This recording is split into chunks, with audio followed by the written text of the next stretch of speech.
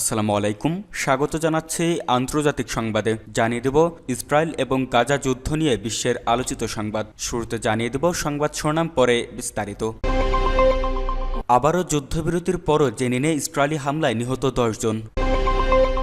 এদিকে যুদ্ধবিরতি কার্যকর করে এবার মধ্যপ্রাচ্য সফরের পরিকল্পনায় ট্রাম্প। এবার আমেরিকাকে স্বর্ণযোগে নেওয়ার প্রতিশ্রুতি ট্রাম্পের। এবং সর্বশেষ জানিয়ে দেব ইসরায়েলি হামলায় থমকে গেল হানানির জীবন। যুদ্ধবিরতির কয়েক মিনিট আগে নিঃশেষ পরিবার। এতক্ষণ শুনছিলেন সংবাদ শিরোনাম, এবার বিস্তারিত। তবে তার আগে আমাদের চ্যানেলটি সাবস্ক্রাইব করুন এবং লাইক, কমেন্ট, শেয়ার করে পরবর্তী আপডেট পেতে আমাদের সাথেই থাকুন। যুদ্ধবিরতির পরও জেনিনে ইসরায়েলি হামলায় নিহত 10 জন।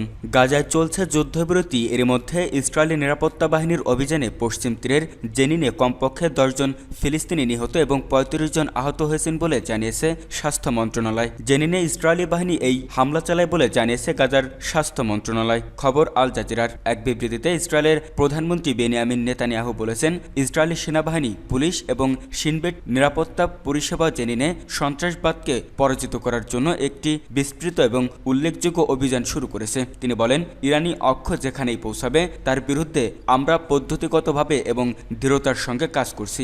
গাজা, লেবানন, সিরিয়া, ইয়েমেন এবং পশ্চিম তীরে আমরা এখনও সক্রিয় আছি। ইসরায়েলি সামরিক বাহিনীর ওই বিবৃতিতে এই অভিযানকে লোহার প্রাচীর বলা হয়েছে এবং যতক্ষণ প্রয়োজন এটি অব্যাহত থাকবে বলে জানানো হয়েছে। এদিকে ফিলিস্তিনের গণমাধ্যম জানিয়েছে, মঙ্গলবার সকালে বেশ কয়েকটি ড্রোন হামলার পর ইসরায়েলি সামরিক যানবাহন জেনিন এবং এর শরণার্থী শিবিরে প্রবেশ করেছে। প্রসঙ্গত 2023 সালের 7 অক্টোবর থেকে শুরু হওয়া গাজায় ইসরায়েলের যুদ্ধে এখন পর্যন্ত 47,000-এরও বেশি ফিলিস্তিনিকে হত্যা করেছে ইসরায়েলি বাহিনী এবং 1,11,000-এরও বেশি মানুষ আহত হয়েছেন।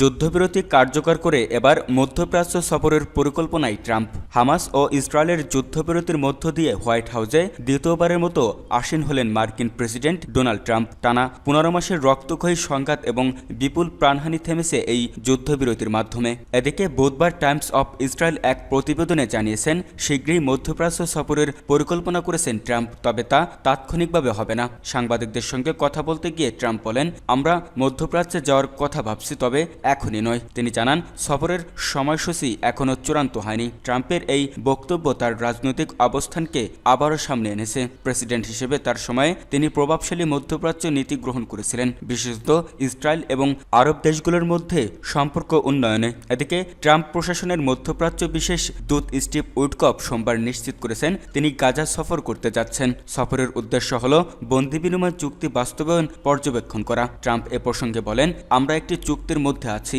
যার মাধ্যমে বন্দীরা ফিরছে। তিনি উল্লেখ করেন, কিছু বন্দী শারীরিকভাবে অসুস্থকর অবস্থায় ফিরেছেন, যেমন এমিলি দামারি, যিনি 7 অক্টোবর হামলার সময় আহত হন এবং সম্প্রতি মুক্তি পান, কিন্তু তার 2টি আঙ্গুল কেটে ফেলা হয়েছে। ট্রাম্প আরও বলেন, যদি আমি এখন এখানে না থাকতাম তাহলে তারা কখনোই ফিরে আসতো না। ইসরায়েল ও আরব কূটনীতিকরা ট্রাম্প এবং উইটকফের কৃতিত্ব স্বীকার করেছেন। বিশেষ করে ইসরায়েলি প্রধানমন্ত্রী বেনিয়ামিন নেতানিয়াহুকে চাপে রেখে বন্দি বিনিময় চুক্তি সম্পন্ন করতে জোর দিয়েছিলেন ট্রাম্প। যদিও বাইডেন প্রশাসনও একাধিক চেষ্টা করেছে, তবে ট্রাম্পের করা দৃষ্টিভঙ্গি এবং দ্রুত পদক্ষেপের ফলে চুক্তি দ্রুত সম্পূর্ণ হয়েছে বলে মনে করেছেন বিশেষজ্ঞরা। ট্রাম্প দাবি করেন, বাইডেন এটা করতে পারেননি, আর আমি যে ডেডলাইন চাপিয়েছিলাম তার মাধ্যমেই এটি সফল হয়েছে। গত মাসে ট্রাম্প হুমকি দিয়েছিলেন, 20 জানুয়ারির মধ্যে বন্দীরা মুক্তি না পেলে মধ্যপ্রাচ্যের সবকিছু এলোমেলো হয়ে যাবে। আমেরিকাকে স্বর্ণযুগে নেবেন বলে প্রতিশ্রুতি দিয়েছেন মার্কিন প্রেসিডেন্ট ডোনাল্ড ট্রাম্প। যুক্তরাষ্ট্রের 47তম প্রেসিডেন্ট হিসেবে আনুষ্ঠানিকভাবে দায়িত্ব নেওয়ার পরপরই একের পর এক নির্বাহী আদেশ জারি করেছেন রিপাবলিকান ডোনাল্ড ট্রাম্প। আমেরিকাকে নতুন করে স্বর্ণযুগে নিয়ে যাওয়ার লক্ষ্যে সোমবারই তিনি জো বাইডেনের শাসনামলের 78টি নির্বাহী আদেশ বাতিল করেছেন। 2021 সালে ক্যাপিটাল হিলে দাঙ্গায় জড়িত 1500 জনকে ক্ষমা করেছেন। বিশ্ব স্বাস্থ্য সংস্থা থেকে বেরিয়ে যাওয়ার আদেশের স্বাক্ষরের পাশাপাশি তিনি মেক্সিকো সীমান্তে জরুরি অবস্থা ঘোষণা, পানামা খাল ফেরত, বিদেশি পণ্যের আমদানিতে শুল্ক বৃদ্ধি সহ কয়েক ডজন নির্বাহী আদেশ স্বাক্ষর করেছেন। এছাড়া বাইডেনের আমলে নিয়োগপ্রাপ্ত সর্বাধিক কর্মকর্তাকে তিনি বরখাস্ত করার পরিকল্পনা করেছেন। ইতিমধ্যে ট্রাম্প মঙ্গলবার সামাজিক যোগাযোগ মাধ্যমে 4 জনকে অপসারণের ঘোষণা দিয়েছেন। খবর রয়টার্স, বিবিসি, CNN, AP, AFP'র। আমেরিকান বার অ্যাসোসিয়েশনের তথ্য অনুযায়ী 2 ধরনের নির্বাহী কর্ম রয়েছে। একটি নির্বাহী আদেশ আর অন্যটি হলো ঘোষণা। নির্বাহী আদেশ হচ্ছে আইনত পালনের বাধ্যকতামূলক ফেডারেল সরকারের কাছে লিখিত আদেশ। এর জন্য কংগ্রেসের অনুমোদনের প্রয়োজন হয় না। আর ঘোষণা সাধারণত আইনত মানা বাধ্যতামূলক নয়। যুক্তরাষ্ট্রের সংবিধানের 2 অনুচ্ছেদ প্রেসিডেন্টকে নির্বাহী আদেশ জারি করার ক্ষমতা দিয়েছে। দেশের প্রধান নির্বাহী হিসেবে নতুন প্রেসিডেন্ট তার আগের প্রেসিডেন্টের নির্দেশ বাতিল করে নতুন নির্দেশ জারি করতে পারেন।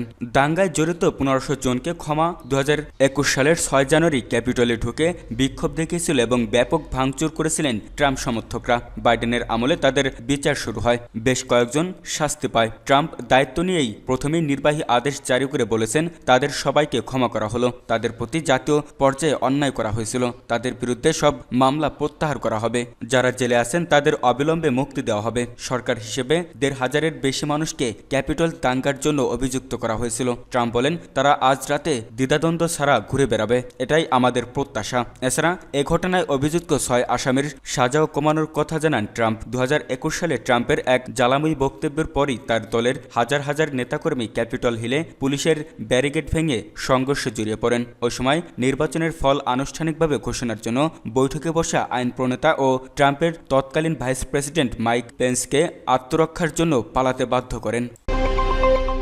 ইসরায়েলি হামলায় থমকে গেল হানানির জীবন। যুদ্ধবিরতির কয়েক মিনিট আগে নিঃশেষ পরিবার।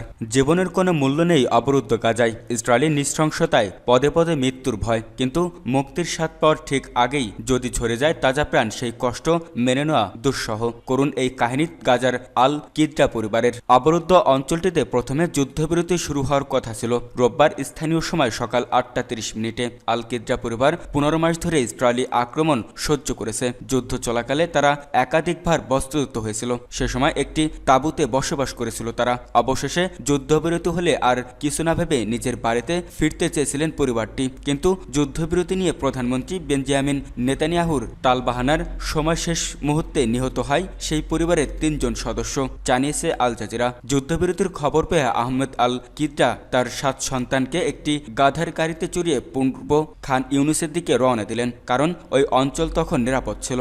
সেখানে যুদ্ধবিরতির সময় অনুযায়ী হামলা বন্ধ হয়ে যাওয়ার কথা, কিন্তু পরিবারটি জানত না যে ইসরায়েল এবং হামাসের মধ্যে যুদ্ধবিরতি বিলম্বিত হয়েছে। তারা জানত না ইসরায়েলি বিমানগুলো তখন গাজার আকাশে উঠছিল এবং সেগুলো থেকে বোমা ফেলা হতে পারে। হঠাৎ একটি বিস্ফোরণ হলো। আহমেদের স্ত্রী হানান তা শুনতে পান। তিনি শহরের কেন্দ্রস্থলে এক আত্মীয়ের বাড়িতে ছিলেন, তাদের জিনিসপত্র গুছিয়ে নিচ্ছিলেন। কয়েক ঘন্টা পরে তার স্বামী এবং সন্তানদের সঙ্গে তার যোগাযোগ দেওয়ার কথা ছিল। হানান বলেন, মনে হলে বিস্ফোরণটা আমার হৃদয়ে এসে লাগলো। তিনি উপলব্ধি করতে পারছিলেন সদ্য বিদায় দিয়ে আসা সন্তানদের সঙ্গে কিছু একটা ঘটেছে। আমার বাচ্চারা। বিস্ফোরণের সঙ্গে সঙ্গে তিনি চিৎকার করে উঠলেন। হানানের আশঙ্কাই ঠিক হলো, তার বাচ্চাদের গাড়িটি হামলার শিকার হলো। হানানের বড় ছেলে 16 বছর বয়সী আদলি ও তার ছোট ছেলে 6 বছরের শামা মারা গেল। 12 বছর বয়সী ইয়াসমিন জানায়, যুদ্ধবিরতি উদযাপনকারী লোকজনকে বহনকারী একটি 4 চাকার গাড়ি তাদের গাড়িটির সামনে ছিল। সম্ভবত সেই কারণেই ক্ষেপণাস্ত্রটি আঘাত হানে। আমি শামা এবং আদলিকে মাটিতে লুটিয়ে থাকতে দেখলাম, আর আমার বাবা রক্তাক্ত অবস্থায় গাড়িতে অচেতন অবস্থায় পড়ে আছেন। তারা যেখানে ছিল সেখানে দ্বিতীয় ক্ষেপণাস্ত্রটি আঘাত করার আগে সে তার 8 বছর বয়সী বোন আশিলকে টেনে বের করে। 11 বছর বয়সী মোহাম্মদও বেঁচে যায়, বলেন ইয়াসমিন। কিন্তু হানানের স্বামী আহমেদ হাসপাতালে মারা যান। খান ইউনুসের নাসের হাসপাতালে তার আহত মেয়ে এমানের বিছানার পাশে বসে থাকা হানান তখনও হতবাক। রোববার স্থানীয় সময় 8:30 যুদ্ধবিরতি কার্যকরের কথা থাকলেও তা পিছিয়ে যায়। হামাসের মুক্তিপ্রাপ্ত জিম্মিদের তালিকা নিতে দেরি করায় নেতানিয়াহু যুদ্ধবিরতি স্থগিত করেন। পরে তালিকা দেওয়া হলে কয়েক ঘন্টা পর গাজায় যুদ্ধবিরতি কার্যকর হয়। উল্লেখ্য, 2023 সালের 7 অক্টোবর ইসরায়েলের সীমান্তে প্রবেশ করে আকস্মিক হামলা চালায় ফিলিস্তিনি স্বাধীনতাকামী সংগঠন হামাস। এরপরেই গাজায় পাল্টা আক্রমণ চালায় ইসরায়েল। 1 বছরের বেশি সময় ধরে গাজায় ধ্বংসযজ্ঞ চালিয়েছে দখলদার সেনারা। গাজার হামাস নিয়ন্ত্রিত স্বাস্থ্য মন্ত্রণালয় জানিয়েছে সেখানে এখন পর্যন্ত 47,000-এরও বেশি মানুষ নিহত হয়েছে। এছাড়া আহত হয়েছে আরও 1,11,091 জন ফিলিস্তিনি। হতাহতের মধ্যে অধিকাংশই নারী ও শিশু।